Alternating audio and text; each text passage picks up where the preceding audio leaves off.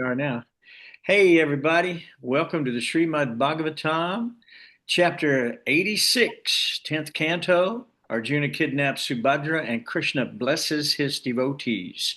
So, as usual, if you don't mind, we're going to go ahead and start with pranams. If you know them, you can chant along. Nama Om Vishnu Padaya, Krishna Prastaya Bhutale, Srimate Bhaktivedanta Swami Namane, Namaste Saraswati Devim Gaudavani Pracharane, Nirvishesha Shunyavadi Paschatyadesh Tarane.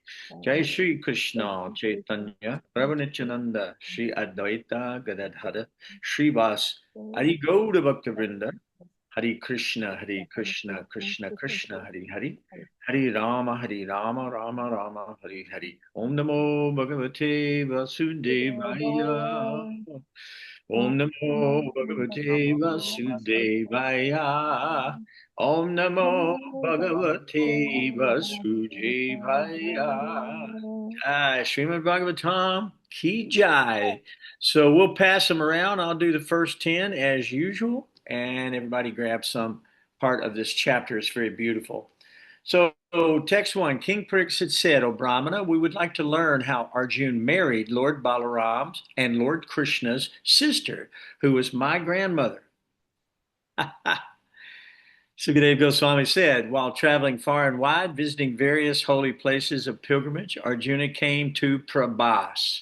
There he heard that Lord Balaram intended to give his maternal cousin Subhadra to Duryodhana in marriage, and that no one else approved of this plan. Arjuna wanted to marry her himself, so he disguised himself as a renunciate, complete with triple staff, and he went to Dwarka. He stayed there during the monsoon months to fulfill his purpose. Lord Balaram and the other residents in the city did not recognize him, offered him all honor and hospitality. He came as a renunciate, as a Brahmin. One day, Lord Balaram brought him to his home as his invited dinner guest, and Arjuna ate the food the Lord respectfully offered him. There he saw the wonderful maiden Subhadra, who was enchanting to heroes. His eyes opened wide with delight, and his mind became agitated and absorbed in thoughts of her.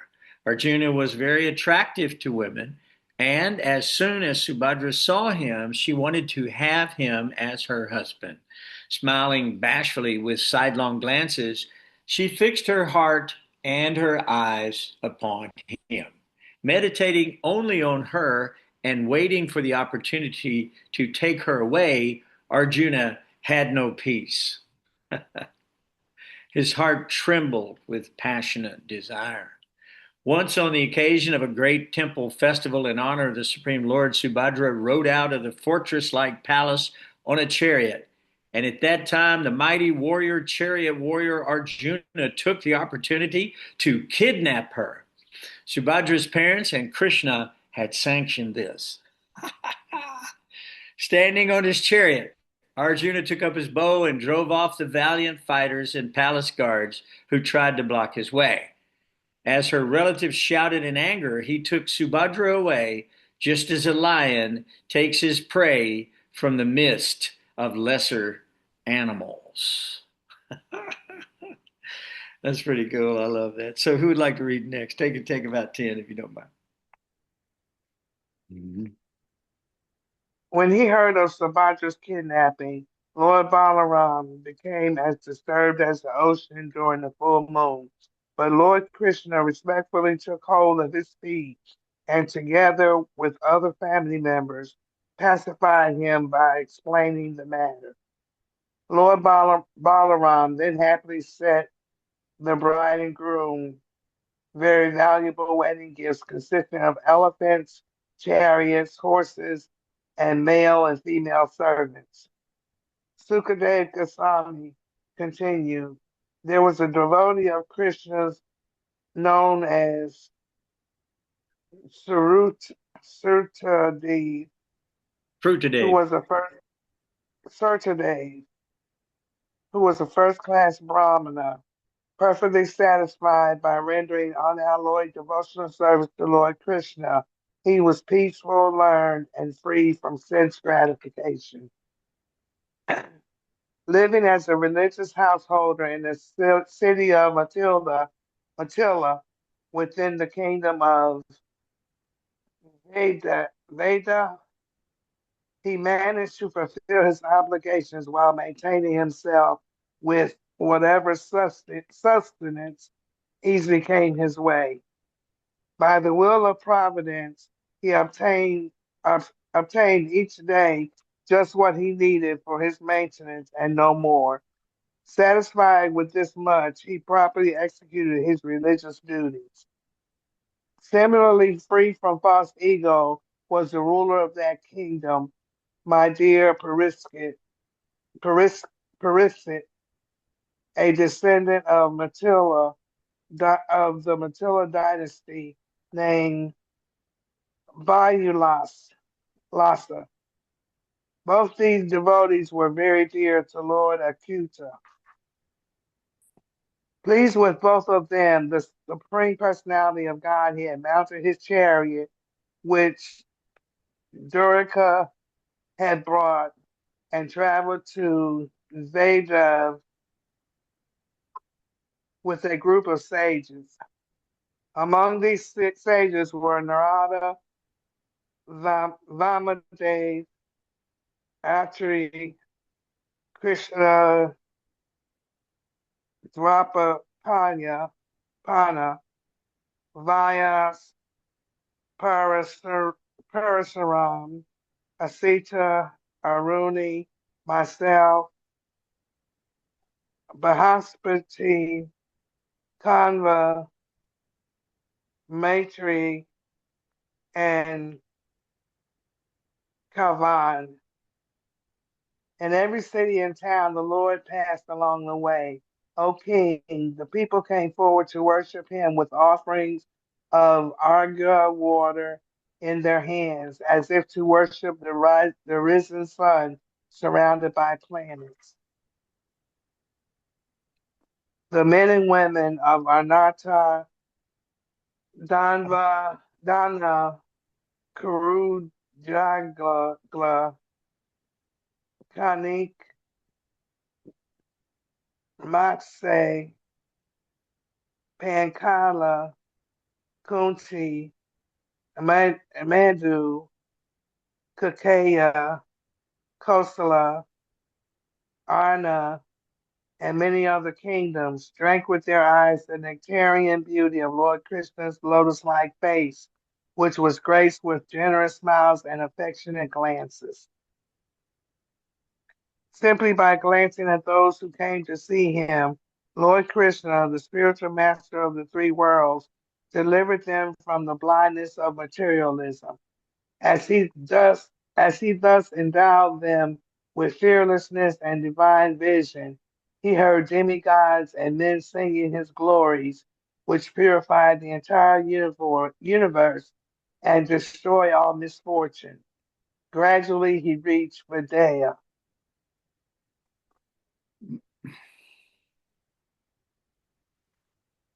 Okay. Well, very good. Thank you. Good job. Who wants to pick it up from there? That's text 22 coming up. I think I will, because unless Winley or Heb want to read, because Fancy might be busy. Okay, I'll read. Okay. 22. So we're on Canto 10, Chapter 86, text 22. Hearing that Lord Achuta had arrived, O king, the residents of the cities and villages of Vedha joyfully came forth to receive him with offerings in their hands. As soon as the people saw Lord Uttamashloka, their faces and hearts blossomed with affection. Joining their palms above their heads, they bowed down to the Lord and to the sages accompanying him, whom they had previously only heard about. Both the kin of Matilla and Shrutadev fell at the Lord's feet, each thinking that the spiritual master of the universe had come there just to show him mercy. At exactly the same time, Kin, Matilla, and Shrutadev Each went forward with joined palms and invited the Lord of Dashahas to be his guest, along with the Brahmana sages. Wanting to please them both, the Lord accepted both their invitations. Thus he simultaneously went to both homes, simultaneously, and neither could see him entering the other's house. When King Bahulashva, a descendant of Janaka, saw Lord Krishna approaching his house from a distance with the sages, who were somewhat fatigued from the journey, he immediately arranged to have seats of honor brought out for them. After they were all comfortably seated, the wise king, his heart overflowing with joy and his eyes clouded by tears, bowed down to them and washed their feet with intense devotion. Taking the wash water, which could purify the entire world, he sprinkled it on his head and the heads of his family members. Then he worshipped all those great lords by offering them fragrant sandalwood paste, flower garlands, fine clothing and ornaments, incense lamps, arghya, and cows and bulls. When they had eaten to their full satisfaction, for their further pleasure, the king began to speak slowly and in a gentle voice, as he held Lord Vishnu's feet in his lap and happily massaged them. Sri Bahulashva said, O mighty Lord, you are the soul of all created beings, their self-illuminated witness, and now you are giving your audience to us, who constantly meditate on your lotus feet. You have said, neither Ananta, goddess Shri, nor unborn Brahma is dearer to me than my unalloyed devotee. To prove your own true words true, you have now revealed yourself to our eyes. What person who knows this truth would ever abandon your lotus feet when you are ready to give your very self to peaceful sages who call nothing their own? Appearing in the Yadu dynasty, you have spread your glories, which can remove all the sins of the three worlds, just to deliver those entrapped in the cycle of birth and death. Obeisances to you, the Supreme Personality of Godhead, Lord Krishna, whose intelligence is never unrestricted. Obeisances to the sage Naranarayan, who always undergoes austerities in perfect peace. Please stay a few days in our house, along with these Brahmanas, O all-pervading one, and with the dust of your feet, sanctify this dynasty of Nimi. Does someone else want to read? Did you read 10? I think so. Yeah.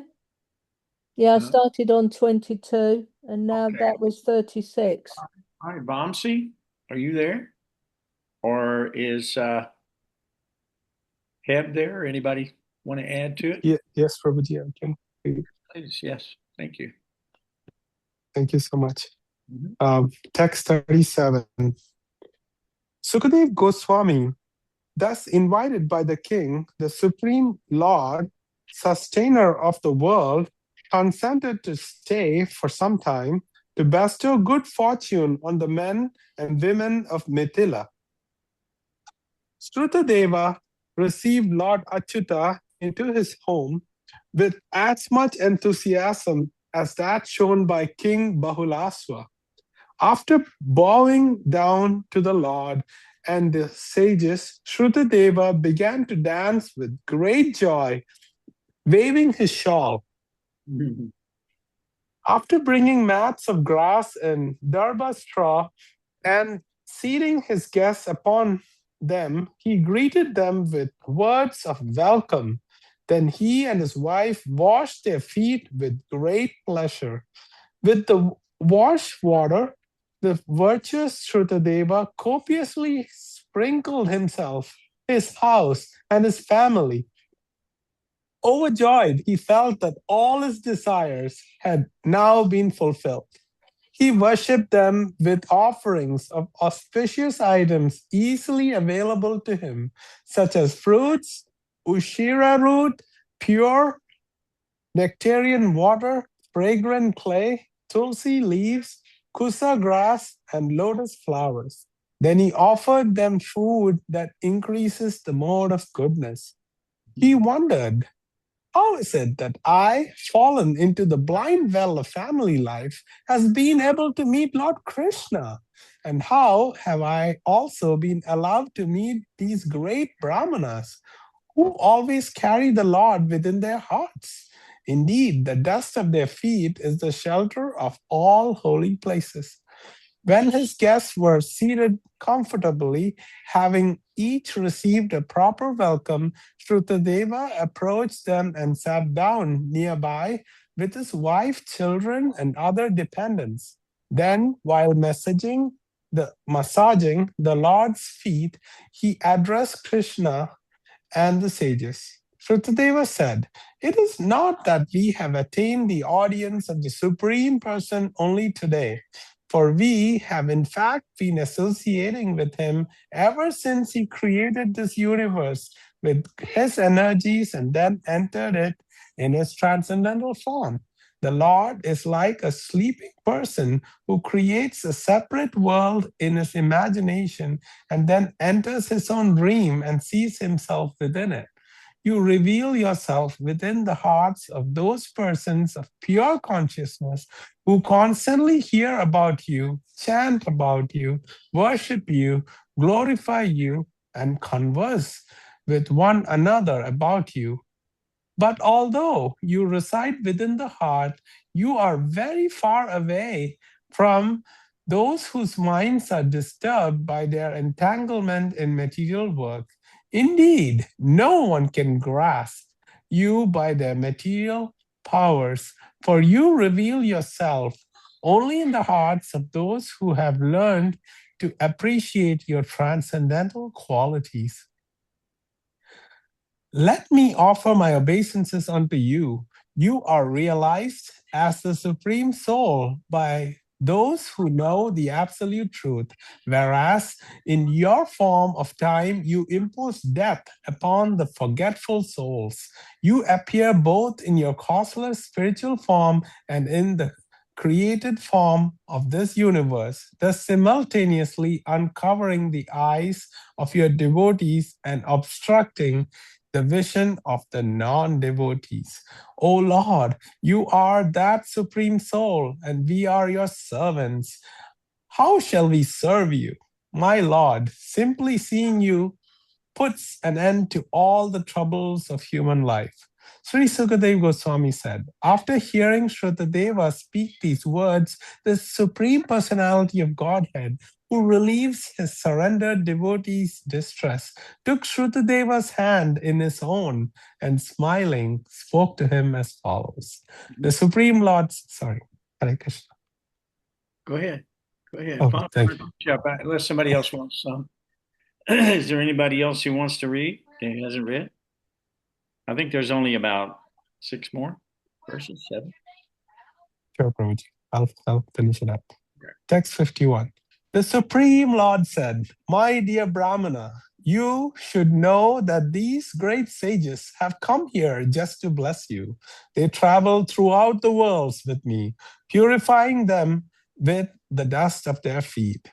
One can gradually become purified by seeing, touching, and worshipping temple deities, places of pilgrimage, and holy rivers.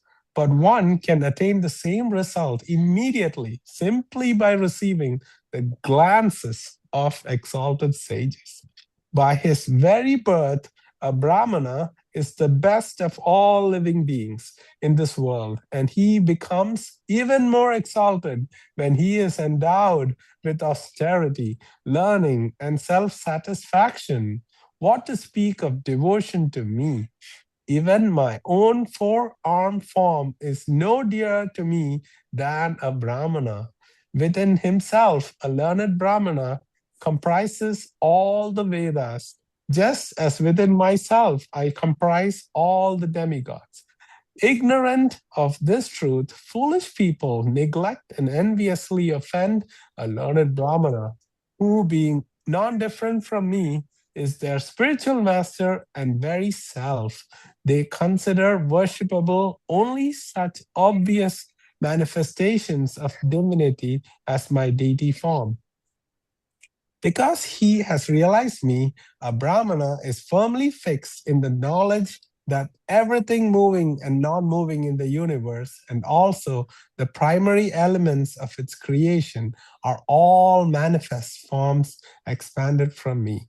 Therefore, you should worship these Brahmana sages, O Brahmana, with the same faith you have in me.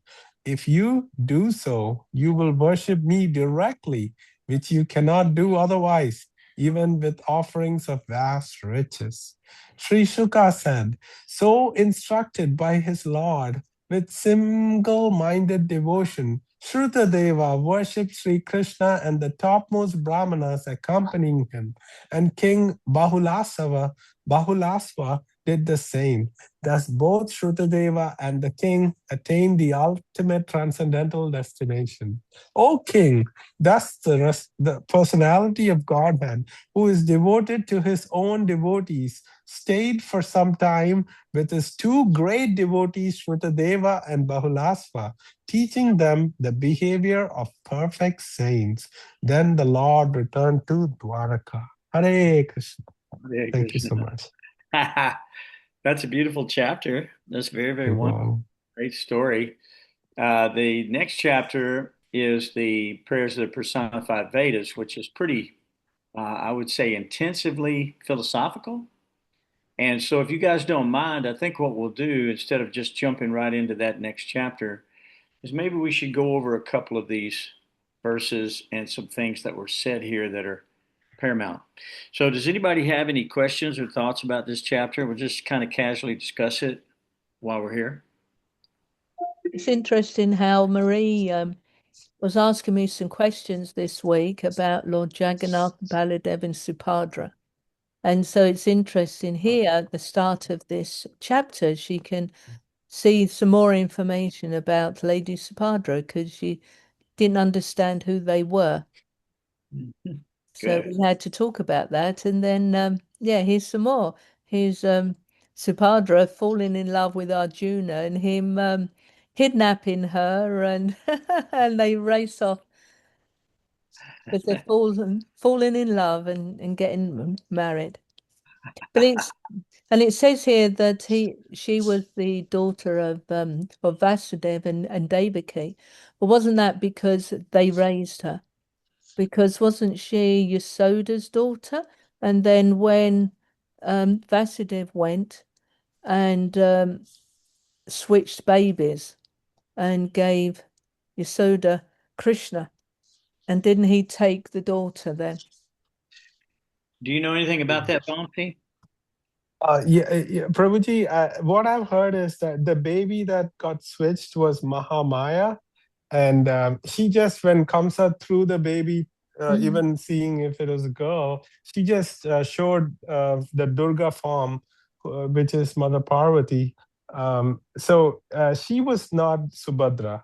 Subhadra was born later in Dwaraka, and actually Subhadra is Vasudev and Rohini's daughter.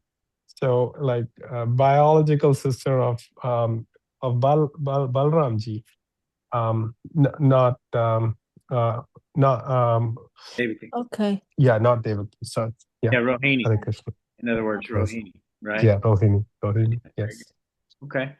Yeah, so, and that's very interesting, the inner family of, Vasudev, Devaki, Nandi, Yasoda, Rohini, and all them. It's quite an elaborate story. As a matter of fact, some people get lost in the personalities because it's hard to follow the train of each personality as it goes through the great histories like Mahabharata, Srimad Bhagavatam.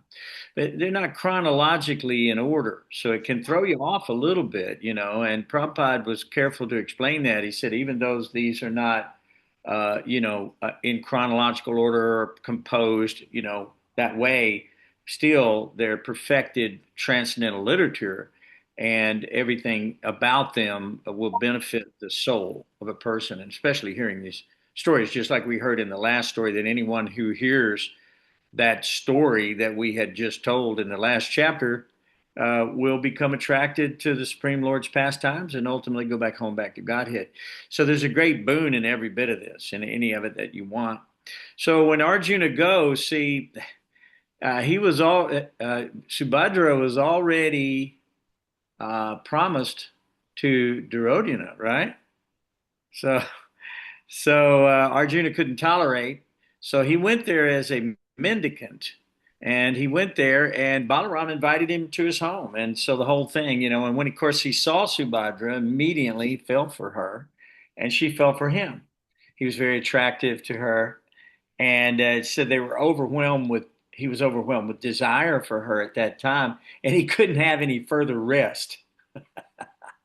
So he was agitated, okay? So he had no further rest. That was it. That's what happens. So she also desired to have Arjuna as her husband, and of course she's shyly glancing at him and like this. So he took the first opportunity when she was on the chariot on some program.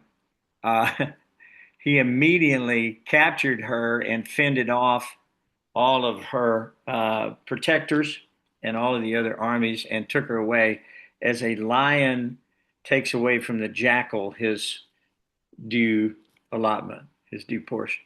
So I always like that analogy because Krishna did that too when he got Rukmini. You might remember that story. So this is called the Rakshasa style, where they kidnap the daughter. Now, okay, so all right, moving on. So it moves on to another story after that, right? Moves right on to another story, and that story is about Shrutadev and Bahulasva, which are two pure devotees of the Lord and both great kings in their own right.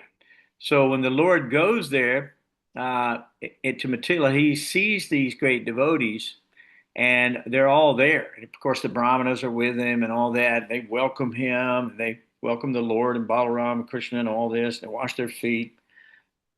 And if you go down to, let's see, which one is it? Text 13, then you'll see it says that this great devotee known as Shrutadev, first class Brahmana, perfectly satisfied by rendering unalloyed devotional service, peaceful, learned, free from sense gratification. So these are the qualifications that we have to study about a Brahmin. He's not agitated. He's not worried about his worldly thing. He understands these things come and go, and therefore he's peaceful. And he's engaged in unalloyed devotional service, whether things are going well or not. Okay, it does not interrupt his service.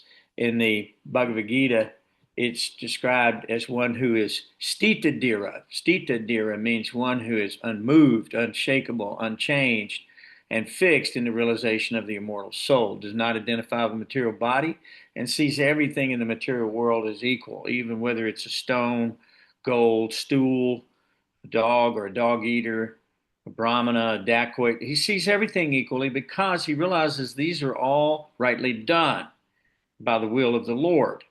And he understands that each thing is being done perfectly according to the will of the Lord, according to this dharma system of dharma, Sanatana Dharma that we see, which is designed to bring us all back home. So literally by being punished and receiving punishment, one is atoned. Does that make sense? So if you do something wrong, if you don't get punished, you become a spoiled brat. I mean, we've seen this. Even there's an old adage that says, "Spare the rod, spoil the child." Right? We've heard that. Now, normally the child is never hit. He's only shown the correct way. You don't. It's not like that. You're not beating the children. Even like in India, they have the monkey stick, but they don't hit the monkey. So the monkey realizes, oh, there's an authority here that I need to pay attention to, and so that's the way things should be done correctly, but lovingly. So this Brahmin had been having his sustenance met every day, and no problem. And he had executed his religious duty. And also, Bahulasva was free from any kind of false ego. He didn't have any issues with those things either. And so they were both very dear devotees to Lord Achyuta, or to Krishna. And since the Lord was pleased with them, um, he wanted to travel to Videha with a group of sages. So it named off the sages. They were Narada was there. Wow. Vamandev, Atri, Krishna Dvaipayana Vyas, Parsurama, Sita, Arjuna, Krishna himself, Brihaspati, Kanva, Maitreya, and Chaivana. So all these great, great souls, you look up each individual and you see that these people are tremendously empowered souls. And they went with him, and wherever they went, people would welcome them and offer them nice worship, no matter what. So they went to all these different locations. It talks about it, and of these towns like Anarta, Danva, Kurujangala. Never heard of these towns, Kurujangala. It'd be interesting to look it up in historical records to find out where Kurujangala is in India. Kanka, Panchala, Madhu, Kekaya, Koshala, all this. Many other kingdoms, it says.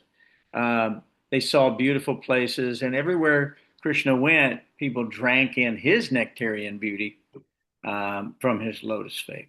So it just says one of the things that I thought was important, a verse, is that in text 21, it says, simply when Krishna glanced at these people, wherever he went, simply by glancing at them who came to see him, Krishna delivered them from the blindness of materialism. So just simply by achieving the glance of the Lord, or the favorite smile of the Lord, you can be delivered from the blindness of materialism. Materialism is like a blind well. One falls in it, it's pitch black. You don't know where you are. You're in a deep well. You can't even get out. So the blindness of materialism is pretty appropriate way to say it, because when you're affected by materialism, you forget all about Krishna. You fall into the lower modes, particularly passion and ignorance, not goodness. Although goodness can also be a problem. We even see that with the demigods, like Indra is always getting in trouble because he's got some still mode of passion, even within the goodness that he's involved in, demigod's mode of goodness. So sometimes there's a little mixture of these things. And so we're not unalloyed, we're not pure in that way. So he also endowed them with divine vision, just like he did with Arjuna. So he told Arjuna in Bhagavad Gita, he says, Arjuna wanted to see this fantastic form, this universal form of Krishna. Krishna says, you cannot see me with your present eyes, so therefore I give you divine eyes by which you can see me and understand me. Then he presented the universal form. So in the same way, he endowed these great devotees, or whoever he saw along the way, with fearlessness and with divine vision. And everywhere he went, he could hear the demigods singing his glories and all the people of the village. And it purified the entire universe, destroyed all misfortune. So when we're hearing these narrations in the Srimad Bhagavatam, we're destroying all misfortune. We're bringing about all fortune. Now you may say, well, I still experience misfortune in the material world. We're not talking about material misfortune or fortune. Bhagavad Gita is clear. It says, Matra sparsasti kontaya, satosna sukha dukkha. Sukha dukkha. You're going to have good, bad. You're going to have happiness, distress. There's going to be storms. There's going to be beautiful sunny days. This is the material world. It's affected by the three modes of material nature, and we're all being tossed about on those three waves. And many of us are being drowned by them. So the idea is you need a sturdy boat to cross over this ocean. And that sturdy boat is not only the health of your own body, but the information the spiritual master gives you. That boat is created by those truths. And in those truths, you can successfully navigate these shark-infested, very dangerous waves and water, very deep, dark water of the material world. It's called the ocean of nescience. Nescience, meaning that there's no real knowledge here. It's a place of darkness. That's why we always say when we talk about the spiritual master, Om Jnanatimurandasya, he is coming to bring you out of this darkness with a shining lamp of knowledge. And so where does he get the knowledge? He gets it from the words of Krishna. He gets it from the words of the different avatars that we see in Srimad Bhagavatam, and by these great souls who are praying these amazing prayers that we're listening to and learning from. So if we just learn a prayer by one of these great pure devotees, and we just pray that prayer, then we'll be in good shape, because it will instill us with that type of consciousness that they have. And their consciousness is pleasing to Krishna. That's why he shows up. That's why he's there with them. Okay? So he's coming because he's pleased. So it goes on about that. And when they saw, the Lord, they call the Lord Uttama Shloka. When they saw him, their hearts and their eyes and their bodies blossomed with all their affection, and they all bowed and prayed, and then they washed the feet of their lords, and then they took the water and copiously, it says, copiously sprinkled it upon their heads, which is a good idea, purified themselves. And but they did all this, it says, with a state of intense devotion. So we don't want to get into a point where we're like, Hare Krishna, Hare Krishna. We're just, mindlessly chanting the Hare Krishna Maha Mantra without intense devotion. There should be intense devotion in our chanting. When we go before the Lord making an offering of food, we should offer it with all of the humility and the love and devotion we can muster, and offer that to the spiritual master, and then he will offer to Krishna. So that's the idea, is to come with this state of intense devotion. So when we see these devotees doing all this, we try to have to envision what they're doing. They've offered these seats to the Lord. They've brought out the finest seats in the house. They've offered them sumptuous prasadam. They washed their feet. They've worshiped them with all types of paraphernalia. And then they pray to them on top of it. And they say the most beautiful prayers. So try to figure, guys, in your next life, who knows, you might be in a spot where Krishna might come and visit you. You better learn some of these things so you be ready, right? You better learn how to treat Krishna when he shows up. And you can find that out from the souls who are leading the way. They are the true acharyas by teaching us this. So they're offering them fragrant sandalwood paste, flower garlands, fine garments and clothing and ornaments, incense, lamps, cows, bulls. They're coming across big time, and then they're feeding the Lord to their full satisfaction. And for their further pleasure, it says that they start offering all of these prayers. And they, in this particular case, it says they're offering prayers while holding the feet of Vishnu in their lap and happily massaging them. What a meditation, right? Think about it. If God were in your house right now and you had the Lord's feet in your lap massaging them and you were offering sweet voiced, gentle prayers, what would you say? Actually, God is in our house because he's comes in his deity form. Now he's not physically present, he's in his deity form. And if we think of everything you just said, we're worshipping God in that way every day, aren't we? And when we bathe him, we massage his feet with nice oils, don't we? So Yep. we're doing all that. Unfortunately, the cows and the bulls are ornaments that we offer on the altar, Right. not living beings. Well, you can offer them as manasa seva. You can offer them in your Yeah, mind, I suppose Yeah. so. Yeah. Yeah, well, that's a fact, Raga. And the thing is also when the Vaishnava comes, Krishna took the Vaishnavas, he took the Brahmins with him, and he had a lot of great things to say about the Brahmins, didn't he? He said they were his very self. They were the personified Vedas themselves, the Brahmins were, that they were as good as he was. As a matter of fact, he regards them even better because he washes their feet. He worships them and he takes the dust of their feet on his head. This is Krishna. So the idea is why does he worship them? What are they doing that makes them so special? That's the question.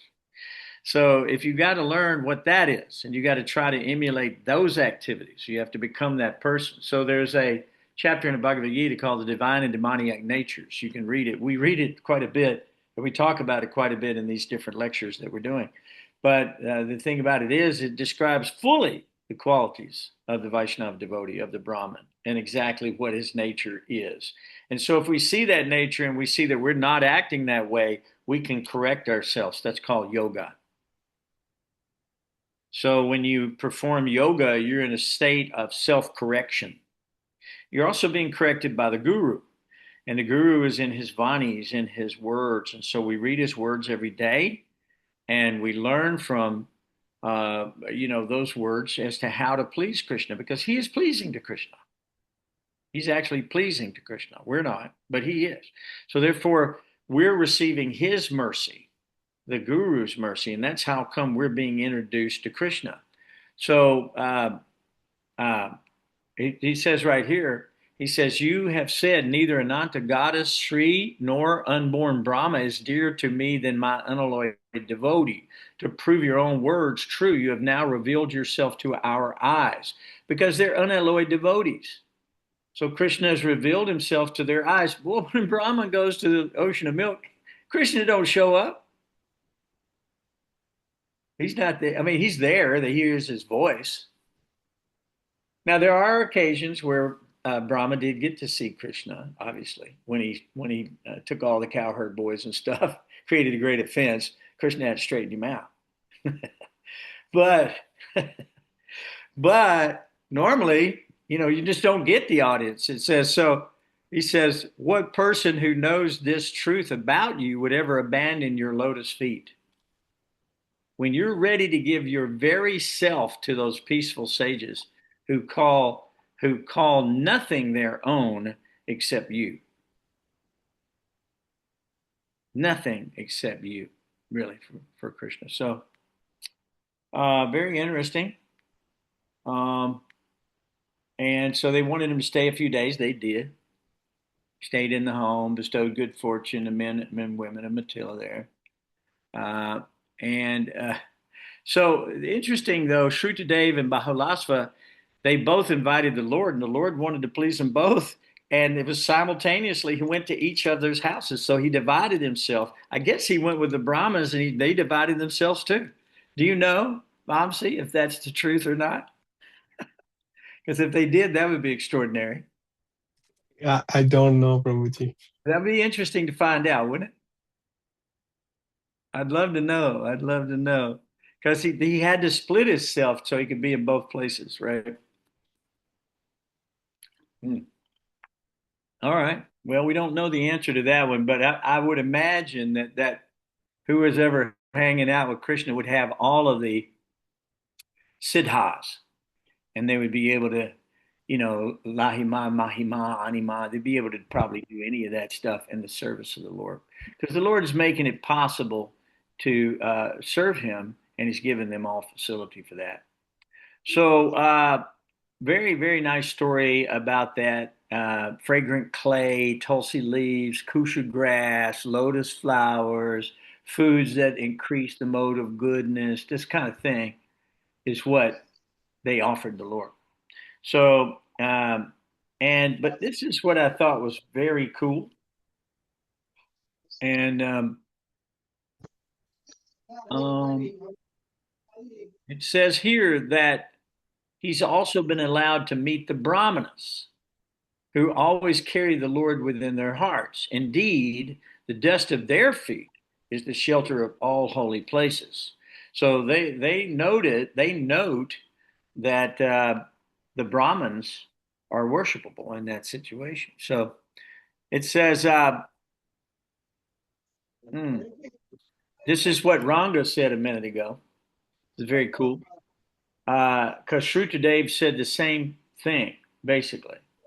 He said that it is not that we have attained the audience of the Supreme Person only for today, for we have in fact been associating with him ever since he created this universe with his energies. Okay, that's number one. You're already associated with him through his various energies called the Virata Rupa, like that. And then he entered this Mahataba as super soul. So he's right there with you at every moment. Krishna is the voice of your conscience. When you pray to Krishna and you hear that voice in your heart or that voice coming through giving you an answer, that's the voice of your conscience. And that is the super soul, that is Krishna. And he is listening to your prayers and he is responding to them accordingly in a way that would inspire you and correct you and guide you in the proper way. So now, the one thing I really loved about this chapter, and this is just one of the verses that I kind of whacked me upside the head when I heard it. And I'll tell you what it is. It says, the Lord is text 45. It says, the Lord is like a sleeping person. The Lord is like a sleeping person who creates a separate world in his imagination. And then he enters his own dream and he sees himself within it. Now, guys, that's if you stop and think about that just a few moments. So you're laying in the bed asleep, right? Okay. But you're dreaming a separate world that you're in and you're dreaming yourself in it. But you're just in the bed still asleep. So this world is a world that really it exists, but it's temporary. And it says in the Bhagavad Gita, the wise knowing well of the temporary world do not partake of the fruits of it, knowing well that they are temporary. And any work in the world that's unconnected to Krishna will bind you in the world and cause you to have another material body, which is guaranteed to experience repeated birth and death. So this is not something that we really care about because we're miserable with this condition. We're growing older, our bodies are dilapidating. I've heard it said that Krishna says that when your eyes are growing dim and your teeth are getting loose and your hair is turning gray, it says you can know that Krishna is coming to see you in his form of Kala, time. So time is destroying all the worlds, including everything in it. And ultimately, everything is ground into just powder. And whatever this material Mahatava is drawn back within the body of the Lord at the time of partial dissolution or complete dissolution. And then, of course, the yugas start again. So interesting stuff. So it says here, the Lord sees this world and he dreams it and sees himself in it, not because it's really reality. He's just trying to accommodate your desires. And because you have these desires separate from him, he's here to help you with them. And he's here to fulfill them for you. It says in the Bhagavad Gita, Krishna says he's been fulfilling everyone's desires since time immemorial. Okay? Everyone. So everyone follows his path in all respects. So it says here, you do reveal yourself in the hearts of those persons who have a pure consciousness and they constantly are hearing about you. So Krishna recommends this in Bhagavad Gita. What is that verse? Right now. What is it? Manmana bhava mad bhakto. In other words, always keep your mind thinking about me. Pray to me, worship me, offer your respects to me, and surely you will come to me, Krishna is saying in Bhagavad Gita. So it says, although you reside within the heart, you are very far away from those whose minds are disturbed by their entanglement in material work. So we don't have time for Krishna in the mode of passion. All the people in the mode of passion want is something. Gimme, gimme, gimme, gimme, gimme, gimme, gimme. This is their mantra. They go to Krishna, gimme, gimme, gimme, gimme, gimme. They don't go to offer anything to Krishna. They go to take from Krishna. And if Krishna doesn't supply, they feel that, well, what's the use of having a God? What's the use of having a God?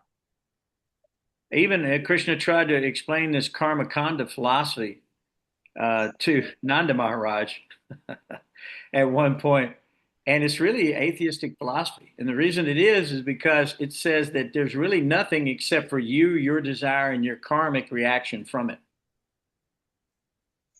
That's that philosophy. And so Krishna, he gave this philosophy to Nanda to try to convince him in argument, but Krishna himself was simply tricking him in that discourse.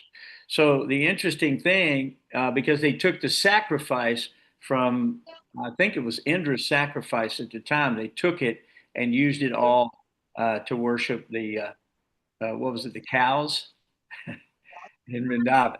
You might remember, Vamsi, right? So the idea was they had a big thing going on and having a big time. And that's when Indra came and sent the thunderbolts, and Krishna lifted the mountain. So that pastime's very wonderful too.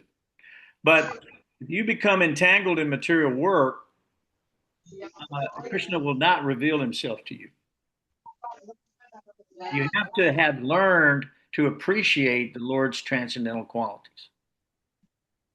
If you don't appreciate the Lord's transcendental qualities, it's not going to happen for you. Because that envy is not going to get us back home, back to Godhead. Krishna is very careful to explain that. He said that, you know, to know him, you have to understand his transcendental nature of his appearance and his activities. And that way you won't take another birth. But if you don't understand his transcendental nature and his activities, that's in 4.9, Janma Karma Chamedivam, beautiful verse. And he describes that if you don't understand these things, which you should be taught from birth, by the way, as the most important thing you could learn, much more than any kind of economic development or knowledge or skill set in the material world, no matter what it is. You should have a basis of transcendental knowledge of who is God, who am I, what are we doing here? These are the first steps, basic 101. No one has that. And we're here talking about it, and there's 6 or 8 of us. What the heck is going on? I'll tell you what's going on. They don't want Krishna. We're not really expert at giving Krishna either. We should become more expert at disseminating this information to larger bodies of audiences where we can disseminate this eternal knowledge. Because if somebody knew that all I have to do is understand the nature of the appearance and the activities of the Lord and develop an appreciation for those transcendental qualities of the Lord, that's what I need to do. That's the purpose of my life. That's called Bhagavad Dharma. That's what we're here to do. Nobody knows it. Nobody.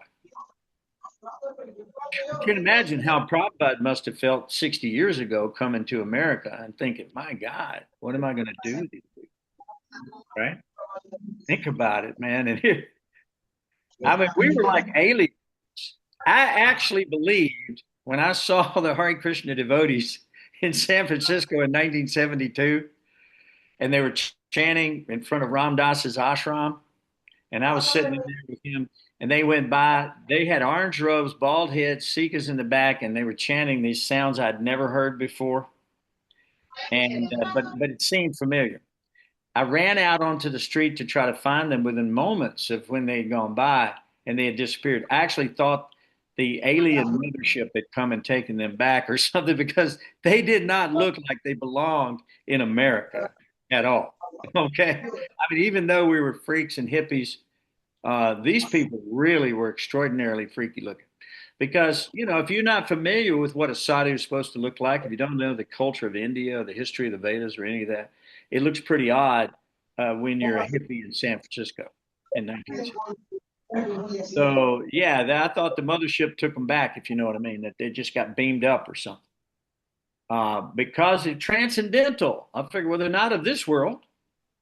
They must have the ability to come and go at their pleasure. And I found out later that the pure devotees do. Crazy stuff. So, all right, what else you got, guys? Any other questions you got about this tonight? Because we can go on and on. Hey, Ravati, you got your.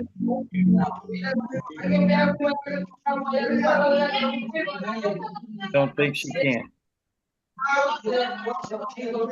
Someone's not muted. I think it's Ravati. Could you text her, please?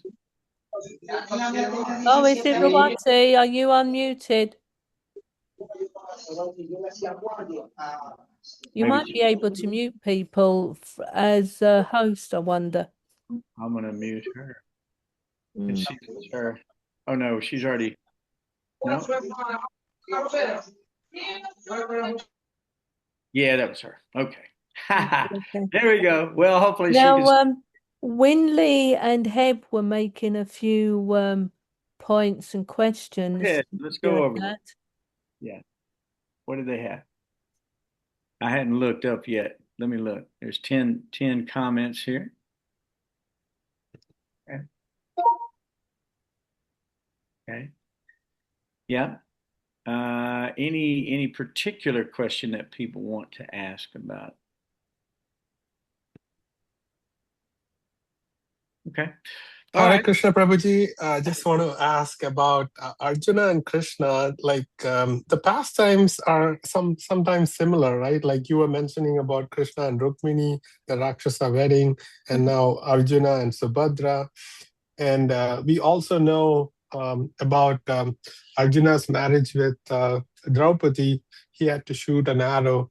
And then we read in the 10th canto about how Krishna won Lakshmana by shooting an even more complex arrow um, um, to kind of hit the fish and things Yeah. like that. Yeah. So is it because Krishna and Arjuna are like Nara Narayana Rishi? They have very similar pastimes. And I know Arjuna is definitely a Jivatma and Krishna is Paramatma, but why is that they have similar Well, situations? they're both Kshatriyas. I mean, if you stop and think about it, Krishna was born in the family of a Kshatriya, wasn't he? He was.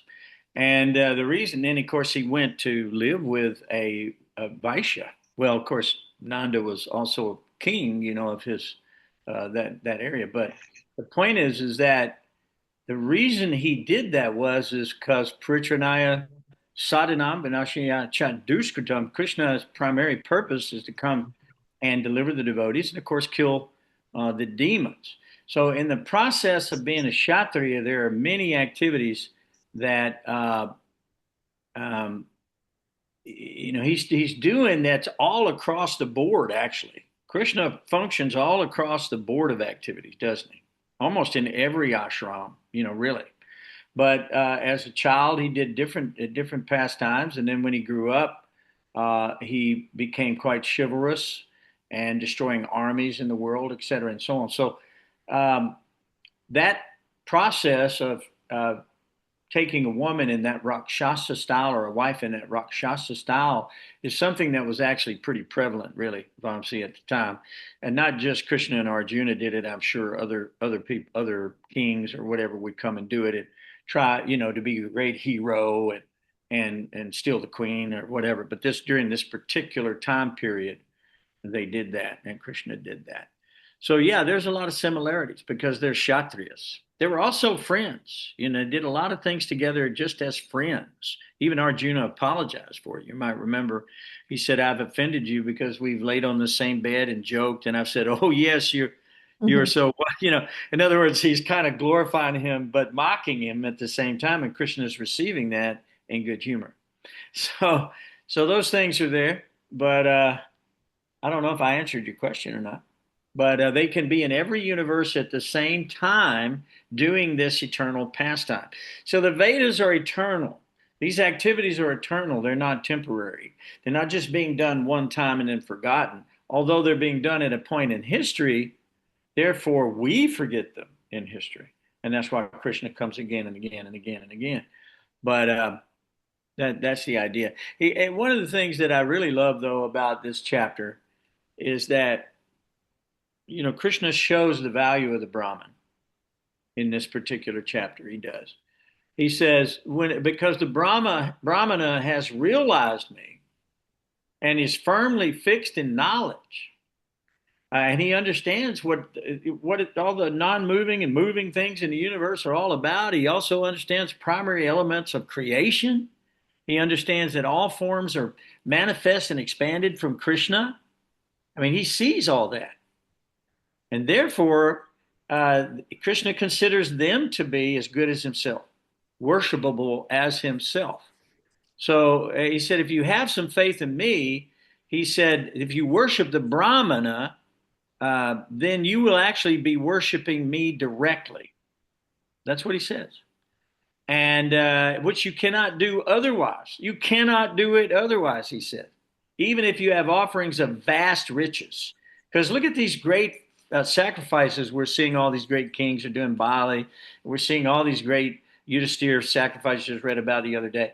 So we're seeing all these things which required vast riches, vast riches. And in many cases, Krishna would come, or he'd come in a different form, or whatever it is.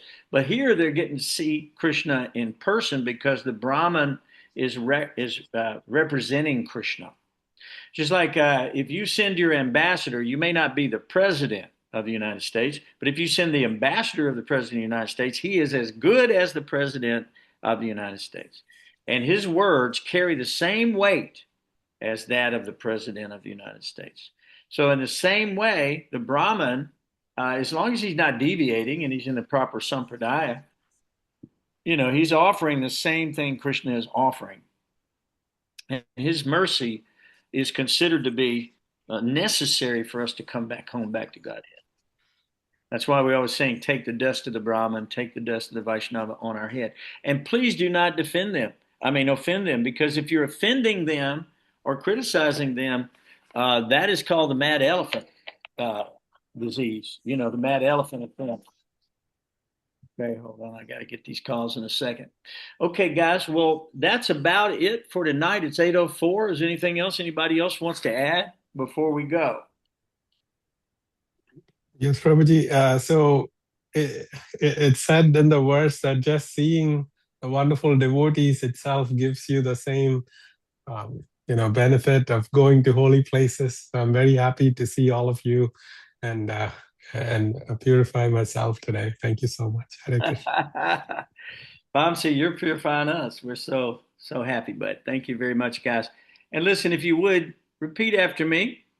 Hare Krishna. Hare Krishna. Krishna. Krishna. Krishna. Hare Hare. Hare Hare. Hare Rama.